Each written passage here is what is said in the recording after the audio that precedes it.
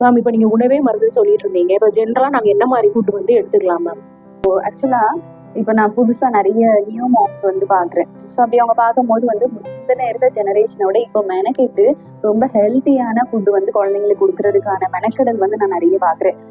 நம்ம வந்து ஈஸியா வந்து முன்னாடி மார்க்கெட்ஸ்ல அவைலபிளா இருக்கும், பட் இப்பயுமே ஈஸியா மார்க்கெட்ஸ்ல அவைலபிளா இருக்கு. பட் இருந்தாலுமே ராகி வந்து வறுத்து காய வச்சு முளைக்கட்டை வச்சு அதை பவுடர் பண்ணி குழந்தைங்களுக்கு கொடுக்குற எல்லா நியூ மாம்ஸுமே வந்து பெரிய கங்க்ராச்சுலேஷன்ஸ் தான் சொல்லணும். ஸோ நம்மளுடைய சாப்பாடுக்காக, நம்ம ஹெல்த்தியான நியூட்ரிஷியஸான ஃபுட்டுக்காக கொஞ்சம் மெனக்கெடல் இருந்துச்சு அப்படின்னா அது நம்மளுடைய ஃபியூச்சர் ஹெல்த்தை வந்து ரொம்ப ரொம்ப நல்லா பார்த்துக்கும்.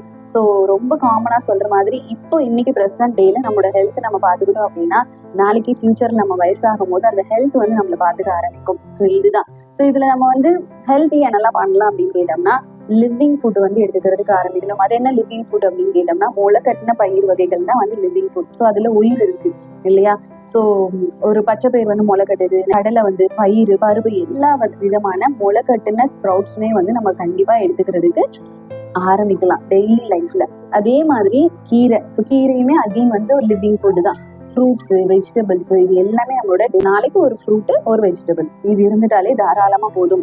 ஸோ இது எல்லாம் நம்ம சரி லைஃப்ல நம்ம ஃபாலோ பண்ணிக்கிட்டோம் அப்படின்னாலே கண்டிப்பா நம்ம உடம்பு அதுக்கு ஏற்ற மாதிரி அடாப்ட் ஆயிடும். அப்போ நம்மளுக்கு நேச்சுரலாவே நம்மளுடைய நோய் எதிர்ப்பு சக்தி வந்து அதிகமாக ஆரம்பிக்கும். இதனால நம்மளுக்கு ஒரு நோய் வரதுல இருந்து நம்மளால ப்ரிவென்ட் பண்ணிக்க முடியும்.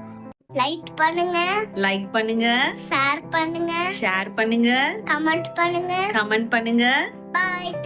Bye, thank you.